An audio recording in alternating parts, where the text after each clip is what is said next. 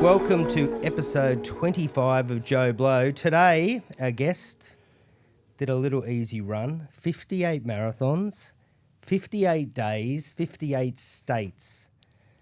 I'm an endurance athlete, tragic, so I could talk about it all day. And we will talk about it. Should I clear my calendar? We'll do a long Yeah. form. I actually did my own little challenge, which I'm going to get to just because my ego wants to talk about it later and try and trump you. But I do want to talk about that. But in sort of Joe Blow fashion, I'm always keen to go back and find out. Because the more research I did on you, I was like, because someone told me about 6 weeks ago, Trav, and he said, you've got to get Lachie on the show. And I was like, yeah, he ran a few marathons, like, fucking hell, you know. Who cares? It's nothing, Yeah, you know. I've done 9 Ironman just to talk about it now, and 6 that's marathons more impressive though, right? No, and then I started researching you, and I was like, oh my God, like it. I was just like, I've got to get you on, because just Sweet. where you were to now, it's like phenomenal.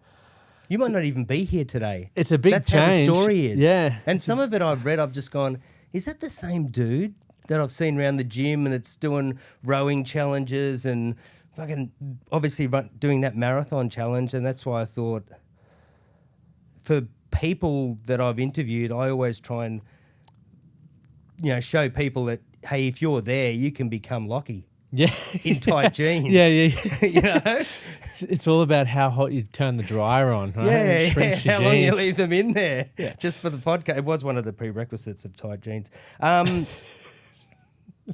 Lachie Stewart, take me back to Lachie 15 to 18.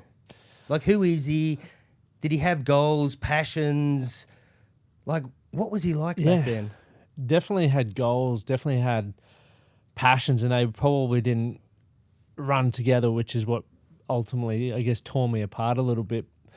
As a young fellow, around that 15-year age group, I loved skateboarding. Like, I was all about the skinny jeans and the Nike kicks, and I just lived at the skate park a lot. But then I was at a Toowoomba Grammar School, and that's obviously a predominant rugby school, and I went there on as a runner. Because I wasn't too bad at the 800 metres and cross country and all that sort of stuff. But when you go to a rugby school, being the twig that I was, wearing my black tight jeans with a shoelace as a belt, you get picked on, and no one likes being picked on, right? No one likes not fitting in. So for me, I wanted to fit in, which is where I guess, had the goal to become a good football player, and I just sort of then lived and breathed it and obsessed over it. So I'd go to training. I started out in the C's and then made my way up to the B's and then to the A's, and then had my first game of first 15 in year 11, and then played year 12 first 15. So I achieved that, which was pretty cool at that age. And I guess at the time I wouldn't have known that I'd had goals. I just knew what I wanted, and I just decided that I sucked at it. Well, the results was very clear that I wasn't good at it. So the only way to get better was to practice, was to get faster, was to learn how to pass both hands, was to learn how to run lines and do all of that sort of stuff. And I just became obsessed with that. When I'd get home, I'd do that. And I guess I traded the skateboard for the football cleats at the time. And that was me from that sort of period. And did you like football though? Because I can't imagine skateboarders sort of loving it. Or I did think you about force this a yourself lot. to love it, or did you force it because I loved what you had to fit in that way? Yeah, I loved what I thought it would give me. I loved that I could potentially be popular. And look, I wasn't unpopular, but I would get picked on for the things that I would do. So I loved the idea that, hey, maybe if I was great at, I guess, what was predominantly the alpha sport back in the day, then I wouldn't get bullied and I would fit in. So I liked that idea. And then as you start becoming good at it, I'm then thinking, I wonder if I could do this as a career, because I didn't see myself ever being academic in going down the university path. And at the time, I thought I was better than being a tradesman, and I've got my trade now and done things, so I don't want to ever discredit that. But that's what I believe, because I was told if you want to be successful, you got to earn good money, or you got to have fame, or you got to be exceptional at something, which is true to a degree. You got to be exceptional at whatever the thing you decide success is. So I like the idea of what it would give me, but in my gut, I don't think deep down I loved it. I was doing it for the wrong reasons. I was doing it for the recognition. I was doing it because Dad would come and watch the games.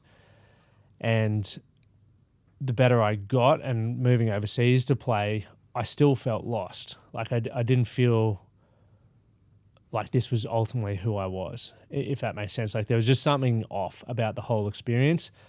And I think that's why it didn't work out in the long run when I was overseas. It shit itself for the right reason, because it's like I think everything happens for a reason to redirect you, and you can either go, oh, poor me, that didn't work out, and sit there in a heap of flames, or you can, what I eventually did was go, okay, well, this is just a redirection. Like if I use those same sort of processes, I can become great at whatever I decide to do.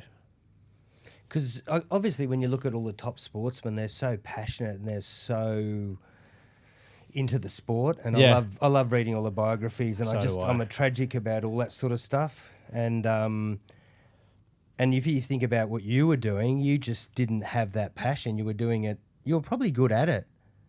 I mean, if you were really passionate about that because of who you are and how you're driven, you probably could have made it. Maybe. I think I was good, not great. If I look at like people that I was playing against and playing with, I was nowhere near as talented as them. But things that are, it's all the cliche stuff. When you're talented at something, and for me, I was a great runner. Like I placed at national level and was running like sub 150 800s at 16 years of age. So I was very good at that. And when you're good at that, you get the pat on the back and the praise, but then you don't necessarily have to work as hard. So you're not finding those small 1%ers that can make you world class. And some people do, but for me, I was like, I can cut corners, I can skate in the off season, I'll roll my ankle a couple of times, and then I'll rehab and I'll miss the start of that season, and then I'll try and play catch up, which is why some years I do really well in track and field and other years I wouldn't. And I didn't understand why at the time, but now looking back, I know exactly why. But then with rugby, because I wasn't as talented, I knew I had to work harder. The people who were more talented weren't the ones at home probably learning to pass, but they could already do it. But like, no, I was just working on the things that I knew I sucked at. As soon as I get grilled at training, or if I drop the ball, which I had a season one year where I dropped the ball so many fucking times, people were just like, don't give him the ball. Like I needed the ball. Give me the ball. But I kept catching, and then it got in my head. And every time the ball was coming, I'd drop it. And I'm like, again, like, and this happened for 6 or 7 games. And like, so the psychology around it has moved forward with me, because I'm a big believer that we can be exceptional at anything we want to do, because you can find enough reasons why it's important to you. I proved it with footy. Like it wasn't the thing that I loved to do. Like people do it with their careers every day. Most people hate what they do. The statistics show that. But they go because they want to put food on the table, or they want the next promotion. They want to feel a part of a team. There's many reasons why. And I just did that in something that I thought was going to give me what I wanted. Whereas now I'm a little bit like I have those lessons. So it's about doing that in the things that I want and working out how could I make a career out of this thing, or how do I find fulfillment in it? And then you just stack enough reasons why, which, I even did with the 58. There wasn't one reason. Everyone says, what's the one reason? I'm like, there wasn't one reason why I did it. There was a bucket load, and there needed to be. Crazy. Yeah. Crazy. What I feel like listening to that, you're a great runner, average rugby player that dropped the ball. Probably average at everything, to be honest. But you're a good runner. Yeah. But your dad didn't support you. It wasn't that as a running athlete. He didn't push that as hard. He really wanted you to be a rugby player, or you wanted to be a rugby player for him? It's a great question. I would say, like, it wasn't that he didn't support anything that I did. It was just he would more often than not come to rugby games because, whether his mates would be there as well. And it was probably a bit more social, whereas from a running standpoint, you do like your local, your school stuff, and then you'd go to, for me, I'd come down to Brisbane, and then you'd go to like Sydney or Canberra. And because he was working, he couldn't necessarily do that. And my mum worked as well, but she would be the one who'd take time off work and travel. So the running sort of became I guess, mine and mum's thing, which was awesome. I got heaps of great memories traveling and doing all of that. So the running was just like, when you see all these videos on TikTok of like a kid who's super young and they're lined up at the start line of a race and they just catch a glimpse of their parent being there. and they don't give a shit about what's in front of them. They're just like, dad or mum's here. Yeah. Like, I love that. Yeah. And the reason why I loved running was, I was good at it, and I'm super competitive, right? But I love that mum and I would have those experiences. Like, we would be there. But because dad wasn't there, I was like, well, dad came to rugby, so I'd want to be there. Like, I still remember one of the first times I really remember hugging him as a teenager was when we won the under 16s grand final, and I got man of the match. And like, we hugged, and like, it just came so naturally. I feel like for me as a young bloke, you're taught not to cry or to show emotions, but when you win a grand final, you can do whatever you want and you get a hall pass. It's like, Lachie was crying, he's hugging his dad, but that doesn't make him weak. And so that to me was like where the drive came, because I feel, I love winning and I love competing and I love seeing what I'm capable of, but having those moments, the grand final moments where you just get so caught up in the euphoria of it, you can hug and say all of the things that you've always wanted to do and show without the judgment that I was putting on myself, if that makes sense. So that's why for me, I was like, if I play for this team, then dad's going to be there and we'll get another hug kind of thing, or he'll maybe travel to see me, or I think that's ultimately what drove me.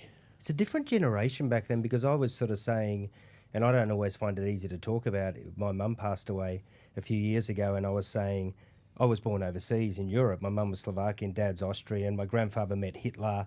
Like, I got a photo with him. He was in the Hitler, in the Air Force. You're kidding. I mean, like, it's full-on story. And I was born overseas, but, like, that story that you tell, like, my dad got divorced. My mum flew over here, and then it all went to hell. But he never came to sport.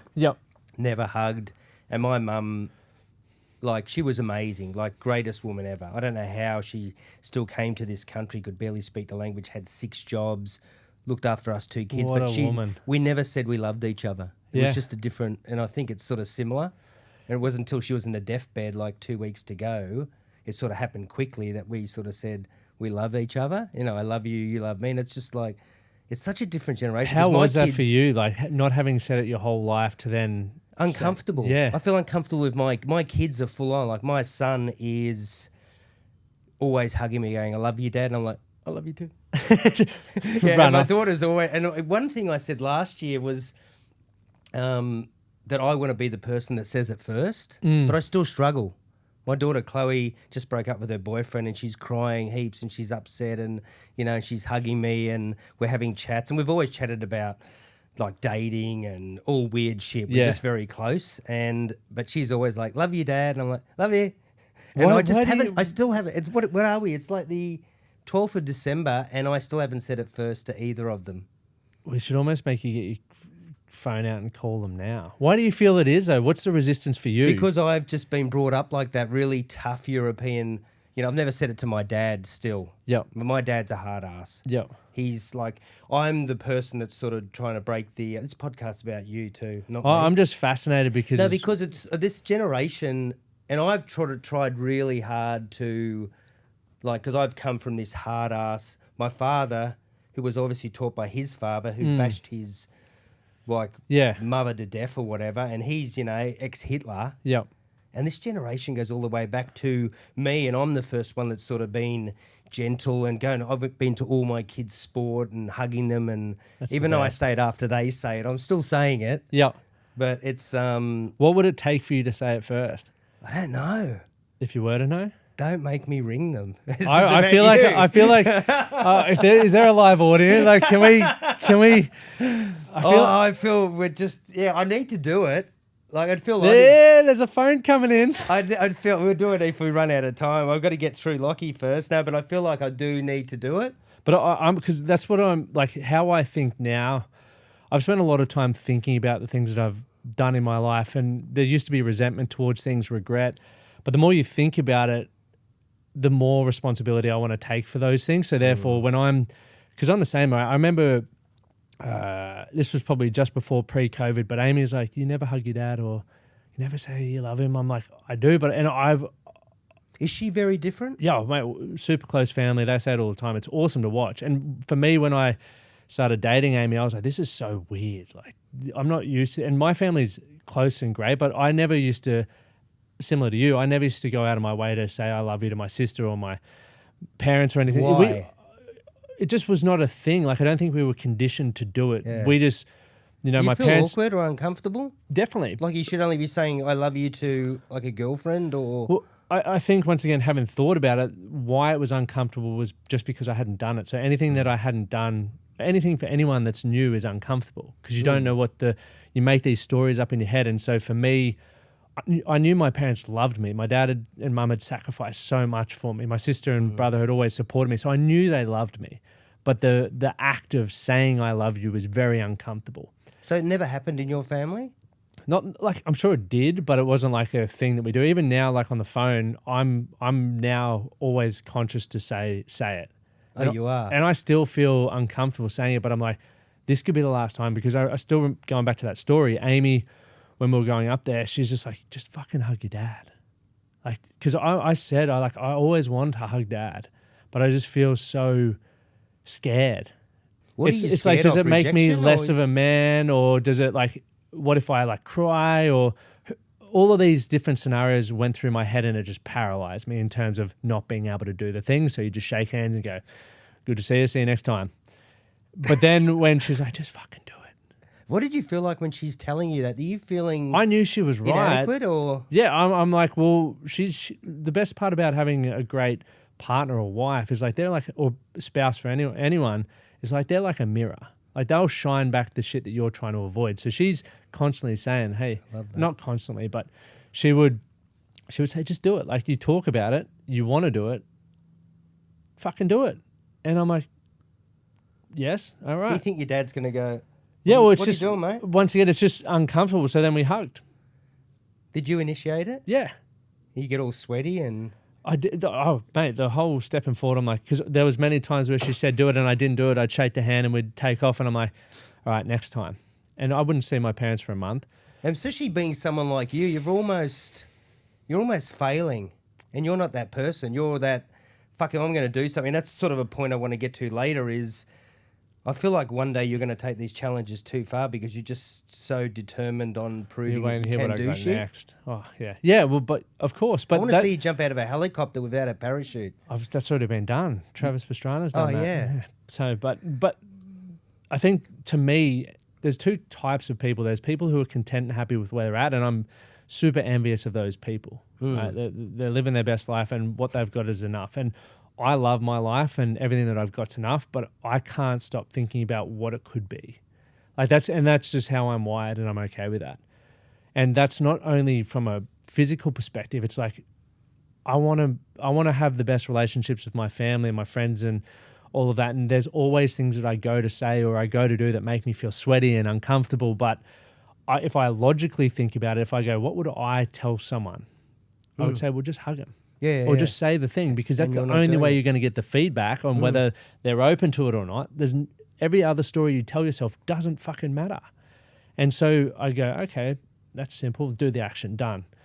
And that's all I've ever done for as long as I can remember. Even if I go back to being a great runner, the football things, like now turning myself around, because I was a pig of a bloke 12 years ago.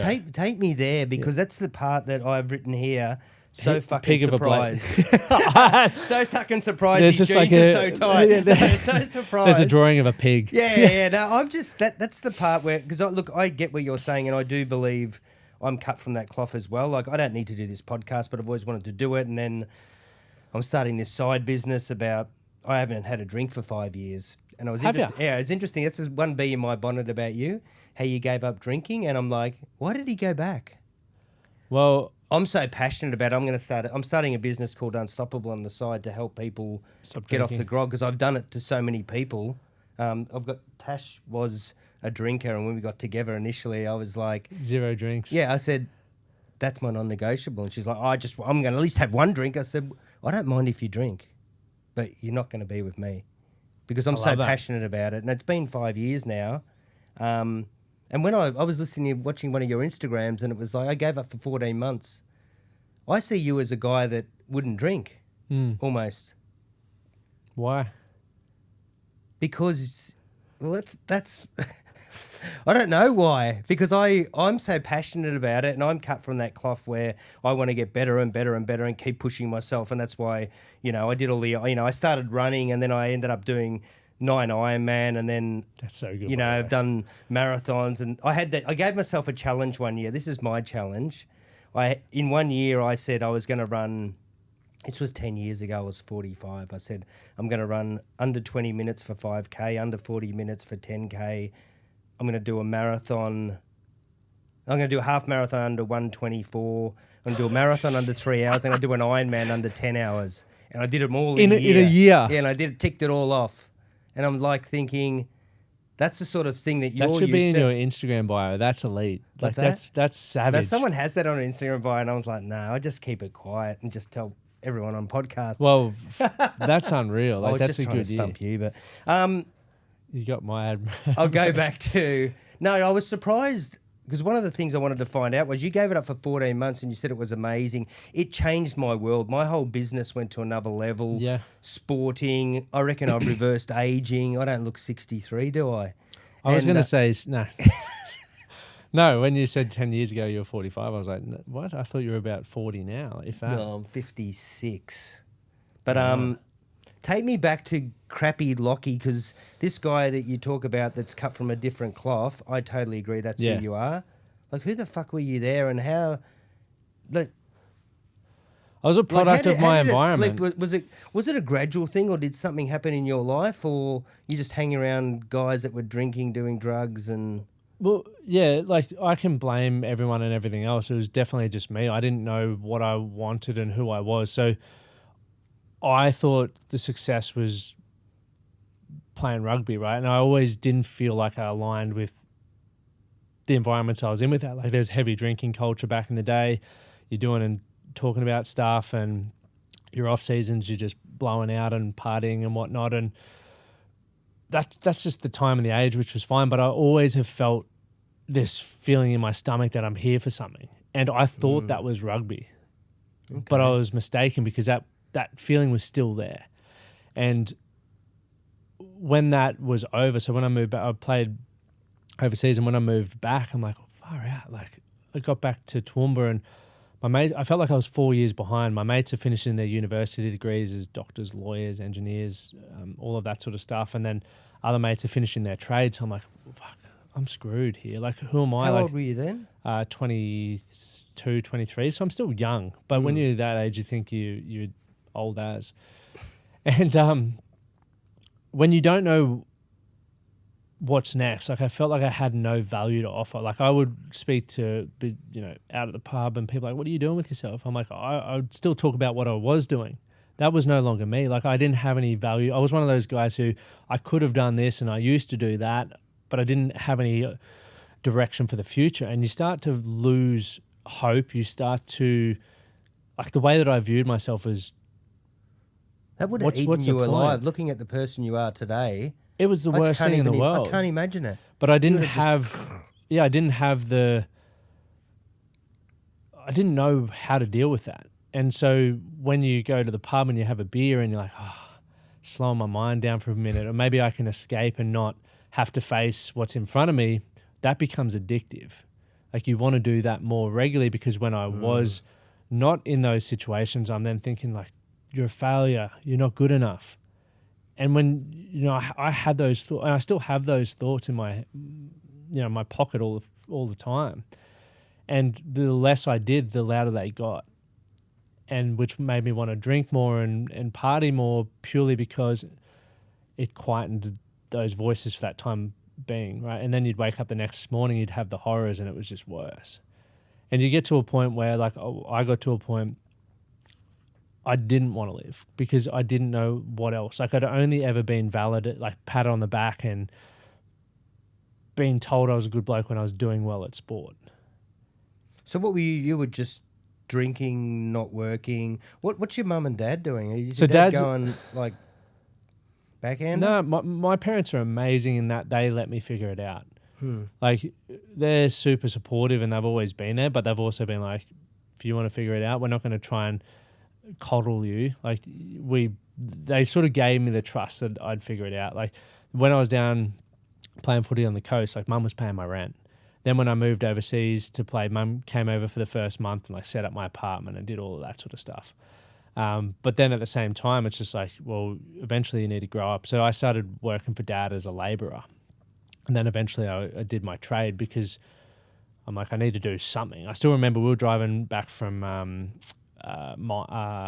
Chinchilla. And I was just like thinking as I'm driving, I'm like, I've enjoyed this week on the tools out at Chinchilla. And then I'm thinking, man, maybe I could be a successful builder. And I had this, like, because my head, I'm sure people think like that as well. I'm like, okay, I'm going to do that. And I said to dad, I'm like, I'm going to do my apprenticeship. Because in that moment, I had this moment of inspiration where I'm like, I could be successful in that. Cool, that's my thing. And I did that, but I didn't like the environment. I didn't have the drive to do it. And the best thing, like, through all of that period, I'm still living for the weekend as most young people do. But when you lose the desire to want to wake up in the morning, you know you've got issues. And I was playing just park footy, which was awesome. And a guy that I played with, I actually saw on the weekend, he saw that I was struggling. And if it was anyone else, I wouldn't have said yes. But he's like, mate, I'm going to this personal development event. Personal development, I'm like, I don't even know what that means. But he just said, I'm going to this event. I think it'll be super beneficial for you. You should come along with me. And we were heading into finals, and the date was a major semi-final. So were you at rock bottom then almost? Or? Yeah, like, man, I was just kicking about. Like, I didn't know what I was doing with my life. Like, really, I was doing a trade. I still had that feeling in my stomach that I wanted to be great. I knew it wasn't going to be sport anymore, and I just didn't know what it was. Like, I didn't want to study. I'd been doing my trade for about 12 months. I didn't want to do that. I just started dating Amy. So I'm watching someone chase her dreams and watching that pay off that I'm like, what is it? Because she's semi-rock star at that stage? Yeah, so Geronimo had taken off in the August, so we'd been together since like the February sort of thing. You did well to get her. Yeah. Give yourself some credit. Yeah, well, yeah, I can talk shit. I was great at that. But so when's this whole stage of wanting to like not live? Is this in this little environment? Yeah, this is this whole... So you're with Amy though? Yeah. And you're like... Because once again, I'm a bloke who's living week to week. I couldn't afford to do anything. Like, I was driving to Brisbane twice a week as a chippy, a tradesman for everyone else listening around the world. But I'm driving down there spending all my money on fuel and whatnot. And then when they say you want to go on holidays or do these things, like, I couldn't afford to do that. I could never afford to buy gifts or do those nice things. So once again, you feel like a failure. And I'm watching someone who's just backed themselves. And I'm thinking, like, what is that thing for me? And I'm drinking a lot. You know, there was a period where, once again, I knew the drink wasn't good for me. And I still know the drink's not good for me. In that, when I drink, I get super moody, right? And I get very insecure, can be aggressive. And so we're on a trip in Thailand, and her and Amy went to the shops with sister and mum, and George and I, her brother, my brother-in-law, just sat at the pub at pretty much the face of these shops, and we just got stuck into the beers. And I was blind. And there's two different stories. I believe she kicked me out of the cab. She says I just stormed off. It doesn't matter. But that happened in front of her family. Oof. And we'd only been together for maybe 9 or 10 months. And I remember waking up that morning. She's not in the bed next to me. I'm like, far out. What's going down here? And I just remember opening the door. There's a pool in the common area. I'm like, oh, man. Like, I'm looking at flights. How do I get back to Australia? I couldn't afford to fly back, so I had to face the music. And Amy's very direct. Like, she's very loving, but very direct. And she just gave me the ultimatum, where it's like, if you fucking carry on like that again, you can piss off. And that was like the catalyst for me, where I'm like, I have to sort my drinking out, and I have to sort out who I am. And like, obviously, wasn't, everyone has these rubber arms. So I had the rubber arm where my mates were like, let's go have a few beers. So I started signing up to fitness challenges, 16-week fitness body transformation challenges, because I knew that would be the excuse that I needed, or I could lean on when people would ask me to go for a beer or go partying. I'd be like, oh, I really want to, but I've committed to this 16-week challenge, and I'm just, I really want to win that. and that was believable for people, which I did want to win it. And I did that for, a couple of years until I became confident enough to just say no. But sorry, going back, I know we're going all over the shot. But when I was struggling with the insecurities and stuff, like I would be dating a girl or, just even being around people and being in conversations, and I'm sitting there going, wow, they're so amazing, but I've got nothing or no one. So I'd start lying, I'd start cheating, I'd start manipulating to try and make myself feel better, to try and make myself validated. And then I'd ruin relationships, lose friends, and that whole cycle kept repeating itself until one day I got in some trouble, and I've got all these people looking at me after a nightclub incident, and I'm just sitting there, I'm like, this is, like, once again, using that mirror analogy, like everyone's looking at you, it's very uncomfortable to know what they're seeing right now, because this isn't who I feel I am. In that moment, that's when I'm like, I need to leave. Like, I need to get out of here. And that literally 2 weeks later, I'm like, I'm off the piss. I went to Brisbane, funnily enough, got back on the piss, and that's how I met Amy. But that for me was like a second chance, because I didn't know who she wasn't like famous or anything at this point. But for me, what it was a lifeline to start fresh. She didn't know anyone. She didn't know anything about me. And I was like, cool, I can recreate who I want to be. And I had no idea at that time, but this was also like serendipitous, because the next thing Tommy said, hey, come to this event with me. Missed out on a major semi-final, which, you always want to win a grand final and do that stuff. But I just was like, I have to trust my gut. Like, this way of living isn't working for me. So I'm going to just trust this guy who's reaching out to give me a taste of something different. And I did that. And I still remember, and it's why I love doing keynote speaking now, is I'm watching this guy on stage, and he was a bricklayer, and I just resonated with the struggles that he'd been through. He didn't want to live, and now he's turned his life around, and he's on stage, and I'm just sitting there going, whoa. And like, I'm in this event, Tom's next to me, my mum comes with me as well. And I just turned to mum and I was like, I'm going to do that one day. And I didn't know like how I was going to be on stage or what I would be talking about, but I just, for the first time in a long time, like not until getting to move overseas, I'm like, this has lit a fire. And I just became so hungry to see what I was capable of. And at the time, I was jealous and I was not happy with all the behavior. So I'm like, he's talked about a few things. He's given me a roadmap. I'm going to go start learning about the things he's talking about. I started reading. I started attending events. I started listening to podcasts. I started my own podcast. And that was exciting because I started realizing for the first time in my life that I was a limiting factor. I believed that who I was could not be changed. I believed that I was a liar, a cheater, a manipulator, a shit person, a failure, not good enough. I believed that. And when you believe that, you act in accordance to that. I've now been given this lifeline from a guy who triggered something inside of me where I'm like, I don't believe that anymore. I'm going to change and see what I'm really capable of. It's like, I do believe I'm good enough. I do believe I can be successful. I do believe I can be secure. I do believe I can be a great partner. I just got to figure out what that looks like, and I have to deal with some stuff. And that became my new, I guess, game or my new challenge. And it's still my game today because there's plenty of things that I'm not good at. There's plenty of things that I am battling with. But there are answers out there, and I'm not the first person to experience this.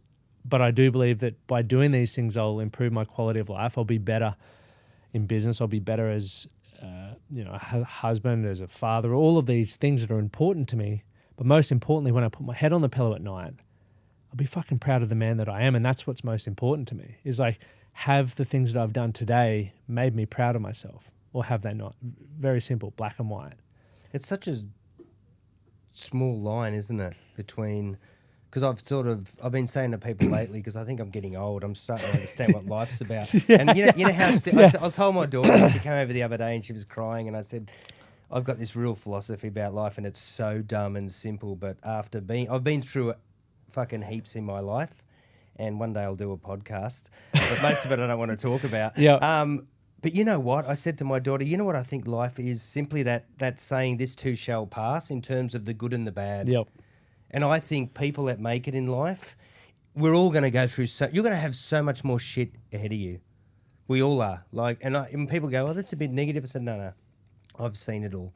people dying around me, you know, losing money, almost having nothing, building it back up. And I just think it's the people that, the low parts in life that sit in the mud and get through that, they're the ones that seem to be successful in life. It doesn't have to be financially, but I just think those people that can sit in the mud and learn that. And there's people that have a down here and they never get through it, and they're the ones that just seem to disappear in life, either for whatever reasons. But that's how simple I think life is. Literally, none of it The matters. the good stuff going, yeah, you know, if I have a great month in business, I go and treat myself because I know you've got to do these things. Yep. And the shit things, I do sit there and I cry and I sit in the mud. And like I said to my daughter, she's 24 and she's second boyfriend. And I was like, you got 10 more of these maybe.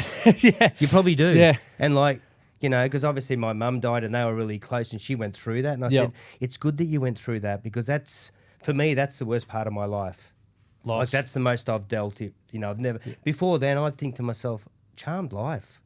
Yeah, I had problems, got divorced, lost money out of all that and all that sort of thing, but rebuilt myself. But that's, life's like that. And you got to deal with this shit down here every time and go, you know, and that was my shrink years ago when I went through a bad relationship. She was like, you know, I used to blame everyone. Yep. You know, we're all fucking narcissists now, aren't we? Yep. Everyone's a gaslight, everyone's a narcissist. Where were narcissists 20 years ago? You've never heard of the term. We're putting labels on everything. We love it. Like, it's Yeah. like, you're a narcissist. Whereas I've really learned to be, no, that was my fault, that relationship. That was my fault why I ended up with no money. That was my fault why I got divorced. How good is that? I think the best thing I ever heard was like we're maybe 50% of the problem, but we're 100% of the solution. Take responsibility. Like at the end of the day, you can't change people or experiences. It's done. Like it is literally done. When people talk about trauma, even everyone's gone through traumatic stuff. And for me, like, people have gone through way worse shit than I have, and I ever will experience. But what I've decided to believe is that I can't change any of that. All I can do is what I choose to do moving forward. I have to decide what my future is going to be like, and I have to work out what actions have to happen, what beliefs I need to build in order to make that a reality. Like going back to what you said, I think it is very simple. Like none of it matters in life because we're here for such a small fraction of time. Literally, I was chatting with a mate this morning. He's 37. I was like, let's say you live to the average lifespan of a bloke, 82. You got 540 more months on this planet. What are you going to fucking do with that? And let's say you by 82, you're not as able-bodied as you are now. That's the other part of it. So we need to be thinking like how you look after your body now, which I'm sure we'll talk about alcohol and all that stuff. But 540 months is not long. Like you don't get many experiences. That's 540 30-day blocks. What are you going to do with that? And because I said to him this morning, like, I'm off the piss again. Like, the reason being is I just don't want to rob myself of the time. Don't get me wrong, I love having a beer. It's great fun. No, but it's not worth it's poison. It's not worth the, you know, I woke up last Friday morning. I'd had a session with a client actually. And I wake up, I always get up early. It's my favorite part of the day. And I'm rolling out, seeing the sunrise, and I'm just miserable. I'm like, I can't believe I've robbed myself of seeing this and really enjoying it. Said that to my wife. I'm like, and when we have a kid, we got a kid on the way. I don't want to miss any of those moments because I've decided to have a beer. I can still, and I've proved it, gone out and socialized and had fun without needing alcohol. And as you said, it was your business group. Mate, the reason why 2025 has been life-changing for me because 2024 didn't drink. Most of 2025 didn't drink. And now I'm reaping the rewards, and I just think that life amplifies off the back of that. But at the end of the day, none of it matters. Like when I finished the 58, hundreds of people are there patting you on the back, wanting to get photos, clapping. The next day, their life goes on. I'm nothing. Yeah. They're forgotten. It's the same with social media where we were talking about. It's like, you know, so many people go, God, how do you do so many videos and all that? I actually enjoy it and it's therapy. It's fun, eh? It's therapy. Like I get nervous and anxious, but everyone's like, I'm in a boring industry and I just want to stand out. And I get 40% of my business from social media. Yep. And everyone's like, oh, you know, you do a lot of kooky, quirky stuff and whatever. But it's like, you know what? I don't care because I know no one's looking at my stuff. Yep.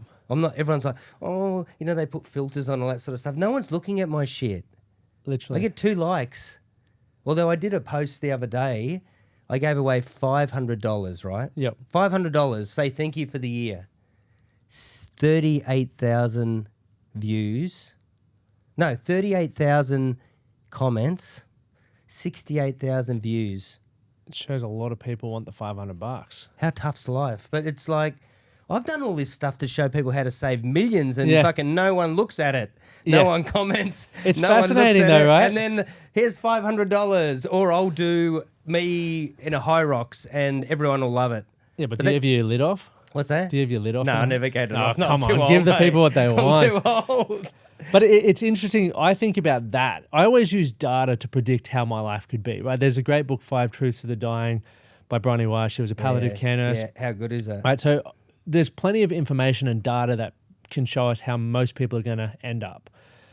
When I read that book and when I looked at the data around it, I'm like, who am I to think that I'm going to be any different on those statistics and those outcomes? So why would I try to live differently?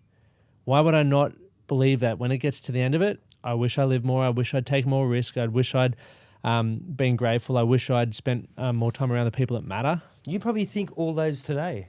And what's changed? What's going to change? No? Yeah, and so they're the things that, drive my life. And going back to the thing, it's like, okay, you give so much value on your page that, as you say, could save people fucking millions of dollars. Yet they don't take the time to invest in it because we're trying to do what I was doing a decade ago, where we were trying to escape from our fucking reality. Whether it's drinking, or whether it's pornography, whether it's just scrolling TikTok looking for fun and that little dopamine rush, that's what most people are doing. Yet all they need to realize is that they're literally one action away from completely changing their life, from not having to worry about getting the $500. Because I used to be that guy. Man, I used to live week to week. I didn't know when I was Uber driving, whether I could fucking fuel up my car. You could have entered my competition. I should have. You should have. You could have won $500. Can you just give me $500 here now? It would have changed your life. Yeah. There's heaps of people on there going, please help me, sir. Please help me. Yeah, and for those people, I'm like, once again, you understand, like when you feel like you're underwater, it's really hard to look up and look around. I get that. But at some point, you have to make a new decision. And that was me when I didn't want to live. And I had the lifeline, that dude extend the olive branch and say, hey, come to this event. And then I got inspired, and then I just started doing it because the alternative sucked. So that's the turning point that flicked the needle. 100%. That doesn't flick the needle, you might not be here. No, I don't Might know what be- I'd be doing. Like, I don't know. Sleeping on the streets in Toowoomba in your tight jeans. Cold, man. Cold. Tight jeans if you keep you warm. I'm Let sure me- I would have got a home if I was wearing these jeans. You would have got a couple of women too, a couple of guys. Yeah. Take me to 58 marathons. All right. I know you've spoken about it Yeah. 1,000 times. I've got so many questions. Hit me. Obviously, being a great athlete myself. Well, mate, you've done more ultras than I have. What, I don't know where to start. And this could go for hours, and I know we haven't got a lot of time. How the hell, like, I get the whole thing because I've had coaches and I train Yep. for Ironman and I've done all that crap, but nothing like this. Like, I do one marathon, I can't walk the next day. How do you know in your training block Yep. that you're going to be able to do this? Like, how many Ks can you run and how are you training for it? Like, how do you know you're going to finish it? You don't. That's so where it, But it's extreme. It's not like yeah. Iron Man, I might not finish. This is fucking 30, 60 Yeah, so days. context for everyone is like, I've been doing ultra challenges for 10 years. Like from 12-hour fitness challenges where I was doing triathlons and an hour of back squats to all kinds of stuff, to then when I rode 30 marathons in 30 days. Like that proved to me that I could do That was the multi-day. rower, wasn't it? Yeah, rower. And so that was like my breakthrough mentally, that I could do multi-day endurance events. Obviously, it's a bit different rowing to running. But when I got a coach, I was just like, dude, like, what do we do here? And he's like, well, you don't want to go into 58, 8 weeks of back-to-back marathons injured. So we're going to train for one marathon. And I was like, makes sense. He's like, the first couple of weeks we'll be training as well. I was like, okay. But one thing I needed mentally to get over it was to run back-to-back marathons in training, just to know what it felt like, to know how you wake up the next morning feeling like shit, what the first couple of kilometers is going to feel like. And I did that, and I was like, cool, got that off my back. I know I can do it. So if I can do it once, I can do it 58 times. Because it's not just about the running, as you know. Anything in life's not just about the thing we think it's about. There's so many variables. It's like in life, the money is not just about the money. It's about the quality of time we get, the relationships, what it affords us to do. For me, what was more important than the running was the easy part. You put one foot in front of the other. It doesn't matter what speed you do that. But it's like, am I eating straight after? I had to train 16 weeks to be able to eat enough food to do that. You don't just rock up on day one and automatically go from Take 2,000 gels. Yeah, two gels. Yeah, I'll be right. 2,000 calories to 6,000 to 8,000 calories. You have to train to do that. Same with logistics. Like the best thing that ever happened that I didn't know, we were traveling in the US with my wife anyway while they were touring. And I would be, I'd fly from Nashville to LA and we'd have a 5-hour layover before we're flying to Hawaii or Australia. I'd get out of the airport, go run my 23K or do my training block, get on a flight and do that. So I was already training for what was about to happen. Okay. And because that's what the most challenging part about it all is logistics. Like the training's easy. You get a training plan, you do exactly what it says. I didn't skip a single training session no matter where I was in the world. Did everything to a T, as my coach said, regardless of how sore I was.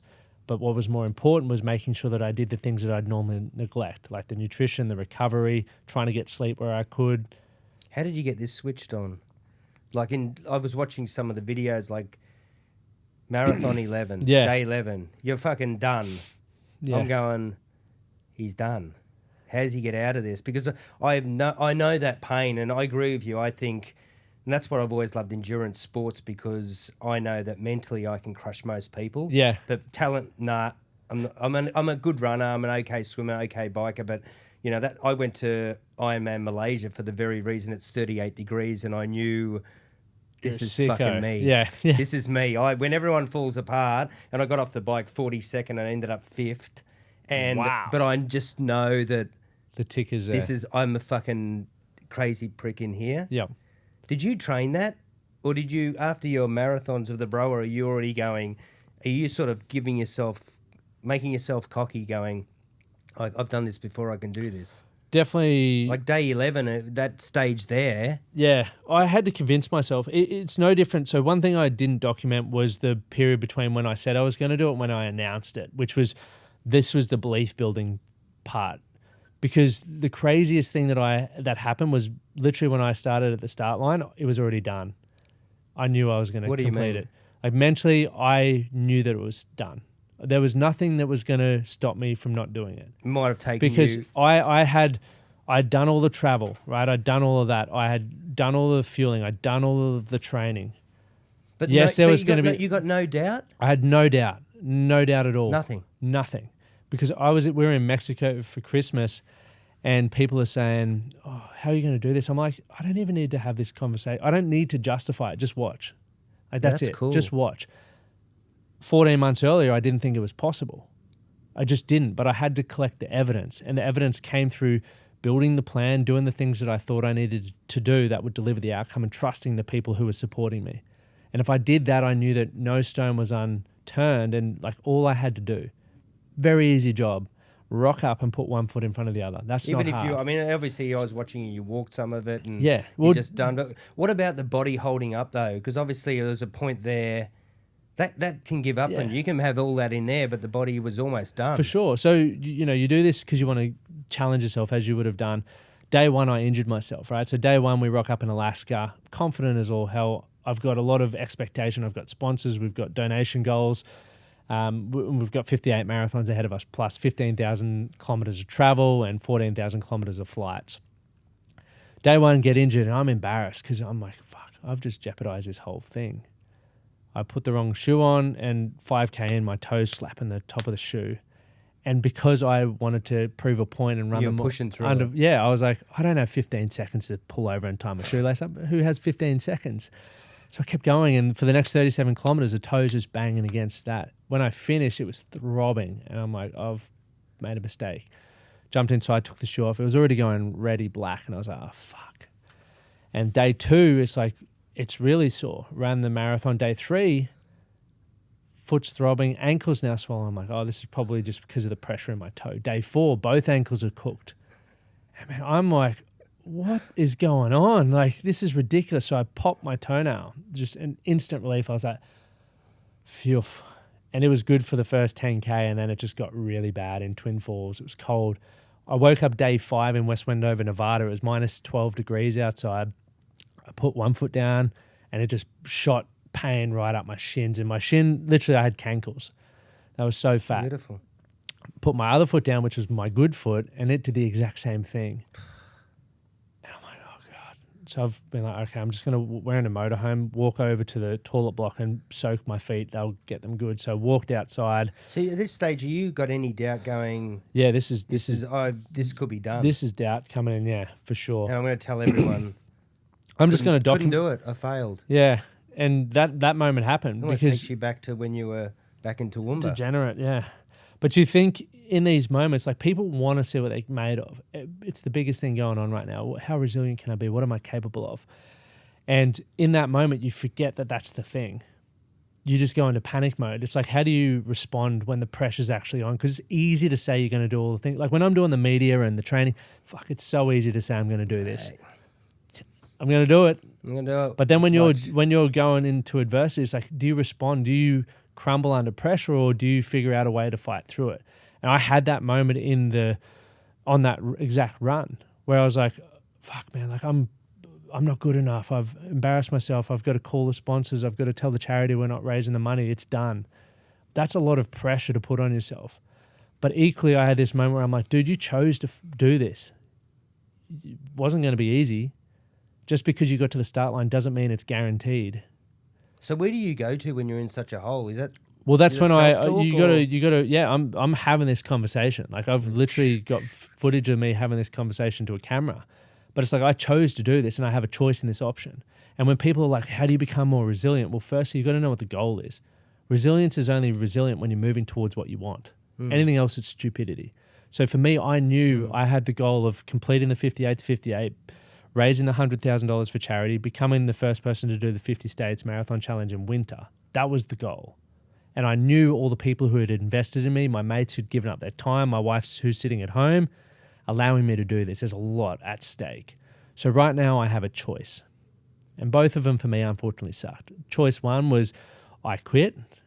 Seemed all right. But the unfortunate thing about choices is they have friends. And the friends are consequences. And if I had have chose to quit, I would have got to get in the van, put my feet up, the pain would have gone, warm pizza pocket, life's good. But then I would have had to call the sponsors, the people, put my head on the pillow at night. Go from there. And I wouldn't have been proud of who I was. I didn't step up to the challenge when I'd created it for myself. Option two, which also sucked, was I don't know if I've got stress fractures, but I keep going. I'm out in the cold for, I think that day was 8 and a bit hours, minus 16 degrees, freezing. Putting one foot in front of the other with full well knowing that it's not guaranteed. Like I still got another 53 marathons to run. If I get through this one, it's not guaranteed. But I live to fight another day. I live to fight another day to raise more money. But most importantly, I knew that if I finished that, when I put my head on the pillow tonight, fuck, I'd be proud of the man that I'd become. And that to me was like, let's go.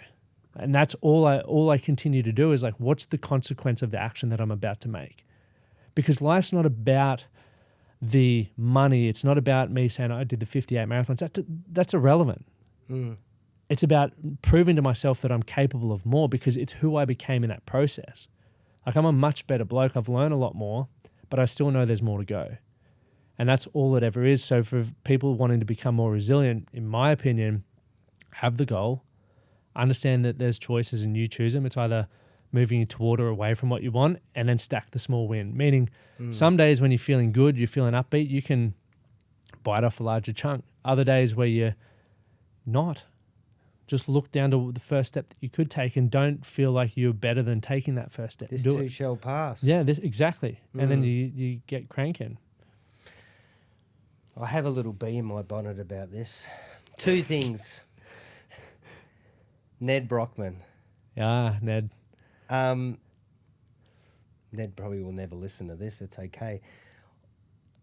I have my bee in my bonnet. There's 2 things I want to talk to you about. One is, you know what you have done? I see that bigger than what Ned Brockman did, in my eyes. Okay, and you can argue with me. Yeah. I see what you did, and I'm not giving you a pat on the back, and not because you're going to give me the pat on the back. Your balls are hanging out. No, that's all I had to do. So, and it focuses more down here on the glasses. I think what you did's bigger than what he did, and I look at that and I go, that guy got so much media, and you know, he raised so much money for charity, and now he's doing he's on Puma and he's fucking drinks in there. And I think Ned's a great guy, and I love what he did. What I want to ask you is, does that frustrate you? Because yours was massive. It was, but you got to. Why do you think that's the difference? Because what I did was one component of a bigger picture. I learn a lot, and like for the next one, we're going way bigger. And the beautiful thing is, like, you've got people like Ned who paved the way, and you get to learn from them. Because I couldn't have gone direct, like, and he didn't just do that one the first. He did the 50 marathons before. Like, so I admire what he's done, and I know that I'm not trying to become him, and I'm not defined by what I've done, and I don't care about the media attention. We achieved our goal. What I learned is I just didn't set a big enough goal. So if I were to dream bigger and say for the next one, which we've got a goal to raise $1 million, I need PR. I need to call on my friends who have big followings and celebrities, because you need to build a big story around it. Whereas last time I was just doing it by myself. We were a small crew figuring it out as we went. We didn't ask for the right amount of sponsorship to be able to afford those things. But now that we've got the run on the book, what we did was phenomenal, and we got an epic doco coming out, epic book, and that's gonna be around forever. But I've also learned a bucket load where I'm like, okay, for the next one, I want to have a crack at what, bringing that much awareness and raising that amount of funds. That's going to stretch me because it's going to feel uncomfortable, but I know that you just got to do it properly. He did it very well. And so I can't compare what I did to what he did, because I was only focused on the run initially and the things that would help me do that. I wasn't necessarily focused on the brand deals, the partnerships, all of that he did very well. And so I don't look at him and go, oh, he got lucky or whatever. I'm just like, I'm not there yet. It's not even that I'm not good enough. Or what I did was... Yours maybe just a stepping stone. Yeah, it's a stepping stone. That's exactly it. And I think that's an important thing for people to think about, because people are asking me how I got sponsors and stuff for this one. I'm like, I've been doing this for 10 years and this is the first event that I've ever had a sponsor for. Like, I've done a lot of things and I've never asked for funding, and that's my own fault, because I'm like, do things well, do it yourself. I've also learned that that's complete bullshit. But I now know, like, what we could improve upon, because you use that feedback and you use that experience. You go, yeah, we did 160K, we did this. We've had to put in a heap of extra cash after to get the doco and the book done. So next time we'll ask for support and do that properly. Get a big PR team, get all of that in place so that we blow it up. Because I've already got the runs on the board now. We've got the leverage points. And so there's no bee in my bonnet. I think it's fucking awesome that Ned's proving to all of us that you can do this stuff. And I hope to replicate it in my own way, and raise funds for what's important to me while still seeing what I'm capable of. Because eventually there's going to be a time where I'd fail. Cool. Well, that's, I guess, what I was sort of getting at earlier. You're sort of an expert. You're a businessman that can. Yeah, man that can. So you're like an expert with men. Yeah. Why are all these men doing all these crazy challenges? Why aren't they all women? Why do you think everyone's doing it for their own reasons? But there's a lot of women doing wild stuff as well. There's a chick, Brooke, who just ran around Australia. I think we're just wanting to see what we're capable of. Like, life's so comfortable for a lot of people. We got aircon on here. We're not sweating. That there's this desire for many of us to just get out of our head and into the experience of living. And you've got to do that by trying cool shit. Like, if you look at the data, everyone does the traditional job and they're miserable and they get 4 weeks holiday a year and they're never happy. Do you reckon it's not ego, though? All us blokes are... Of course there's element of it, for sure. But once again, there's no one thing. I don't believe, I could never say, like, even for me, people say, you're doing it for ego. It's like, there's elements for sure. But there's also plenty of other reasons. And none of us are just driven by one thing. There's got to be multiple things that give you the motivation in any one moment, because when shit stacks against you and it pulls you down, you've got to be able to stack more reasons why you want to do it on top of that. And so I don't think, it goes back to purpose, and I know we'll wrap up. People look for these big purposes. It's like, why isn't having a few small things like being a good dad, having fitness when you're 80, doing the occasional trip, why isn't that good enough? And we need to challenge ourselves with these questions, because quite often, I know I talk about wanting more, but I'm very fucking content with what I've got. Like, my life's amazing. The reason why I'm chasing more is because I am in the position to be able to do so. But you're also That's it. cut from that cloth too. Mm. All right, quick fire. We've got to go. Getting kicked out of here. 5 quick fire questions. You ready? I'm ready. One belief you had 10 years ago that you now regret. Who I am is who I'll always be. I think that's bullshit. So that probably sent me into the spiral. If I'd realized I could have changed how I was thinking and how I was behaving earlier, I would have done so. I like that. One truth about being a man today. That you have to be the sole provider. I think that's it. Ooh, we like that. Yeah.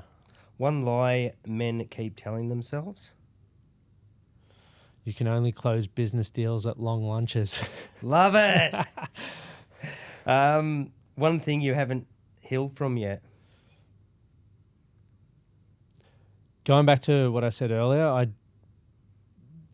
choose not to. I just choose to look forward. Like, I think if there's things that will hinder, I'll learn in the process of trying to get to where I want to get to. So I don't think there's anything I haven't healed from that's reared its head. I don't want to just spend my time looking back, digging to try and find all my traumas and things that I haven't healed from. I believe that to get to where I'm going to go, I'm going to have to grow through that stuff anyway. So nothing really comes to mind. Cool. All right, next one. I'm Lachie. I'm down and out Lachie now. Ready? I'm down and out Lachie. Yep. This is Lachie at his worst, rock bottom, sitting here. Yep. What are you going to tell me? Back yourself and do something different. Just trust, like cliche, trust your gut and go after the thing you know you want. That's Cool. it. Thank you, sir. Thank you. That was good. That was good fun. Yeah, I enjoyed that.